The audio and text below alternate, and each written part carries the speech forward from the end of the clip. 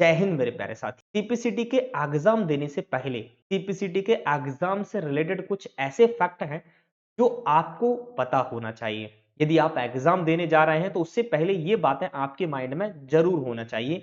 यदि ये बातें आपके माइंड में हैं तो डेफिनेटली आपका स्कोर बढ़ने वाला है। और एक तो इसमें बात इतनी इंपॉर्टेंट है, यदि ये बात आपको पता नहीं है तो दोस्तों हो सकता है कि आपको टाइपिंग कितनी भी स्पीड में हो, आपकी चाहे 50 वर्ड पर मिनट 60 वर्ड पर मिनट कितनी भी स्पीड की टाइपिंग आप कर लेते हो, तब भी आप डिस्क्वालीफाई होके आ जाएंगे यार। इतनी इंपॉर्टेंट बात है, तो यही चीजें इस वीडियो में बताने वाला हूं, तो वीडियो को विदाउट स्किप करें। एग्जाम हॉल में एंटर करने से पहले फुल कॉन्फिडेंस में जाइएगा। एग्जाम हॉल के अंदर बिल्कुल भी आपको नर्वस नहीं होना है, क्योंकि यार ये नर्वसनेस आपके कुछ क्वेश्चंस गलत करवा देगी। जब आप अपना एग्जाम पेपर दे रहे होंगे तो उस समय पर एक सबसे बड़ा जो रोड़ा है वो है लैंग्वेज का। जब आप अपना एग्जाम पेपर क्वेश्चंस पढ़ रहे होते हैं तो वहां इतनी टफ लैंग्वेज आपको लगती है कि वो प्रश्न ही समझ में आपको नहीं आता है। दोस्तों आपने तैयारी बहुत बेहतर की होती है, प्रॉब्लम ये होती है कि जो भी पढ़ा रहा होता है टीचर, या किसी बुक से आप पढ़ रहे होते हैं या किसी नोट से पढ़ रहे होते हैं, तो वहां कंप्यूटर की जो टर्मिनोलॉजी होती है वो ज्यादातर इंग्लिश में होती है। लेकिन जब आप सीपीसीटी का पेपर दे रहे होते हैं तो उस समय आप हिंदी मीडियम से दे रहे हो, क्योंकि बहुत सारे बच्चे ज्यादातर हिंदी मीडियम के ही होते हैं। इस कारण से वो सीपीसीटी एग्जाम में भी हिंदी मीडियम ही सिलेक्ट किए होते हैं। और जब वो हिंदी मीडियम में पेपर दे रहे होते हैं तो वहां जो टर्मिनोलॉजी होती है कंप्यूटर की वो हिंदी में आती है और बच्चों ने इंग्लिश में पढ़ी होती है। तो इस प्रॉब्लम से उन्हें वो इंग्लिश की हिंदी में वो कंप्यूटर की जो टर्मिनोलॉजी है वो बिल्कुल भी समझ में नहीं आ रही होती है। तो ये एक बहुत बड़ी प्रॉब्लम है।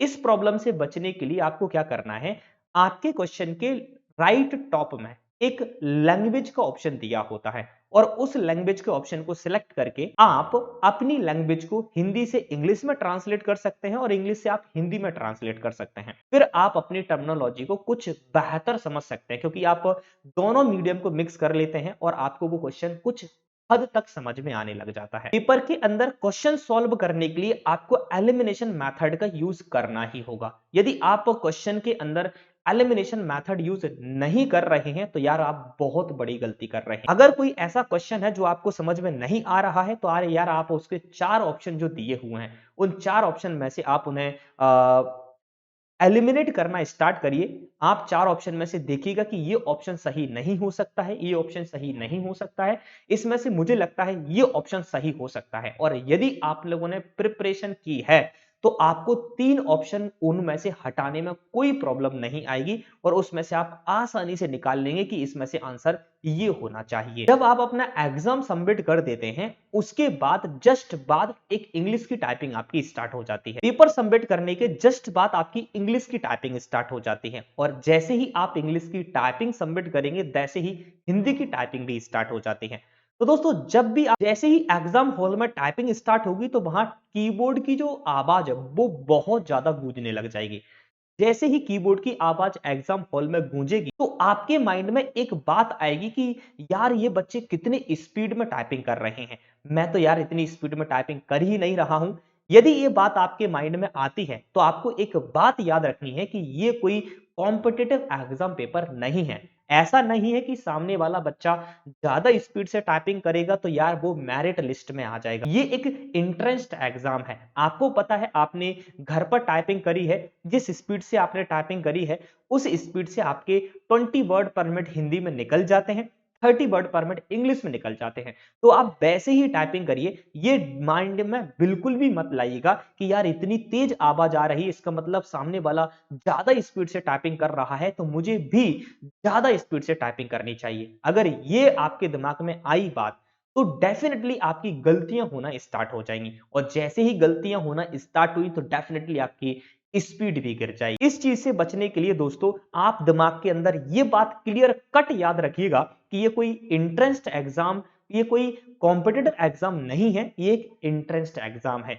इसमें सिर्फ आपको क्वालिफाई करना है, मेरिट में नहीं आना है। टाइपिंग से रिलेटेड एक और इंपॉर्टेंट फैक्ट होता है दोस्तों, जब आप टाइपिंग कर रहे होते हैं तो वहां पर आपके कुछ रेड वर्ड होते जाते हैं। आप चाहे तो उन रेड वर्डों को मिटाल सकते हैं या फिर मेरे हिसाब से कुछ रेड वर्ड यार छोड़ के आ जाएगा, कोई समस्या वाली बात नहीं है।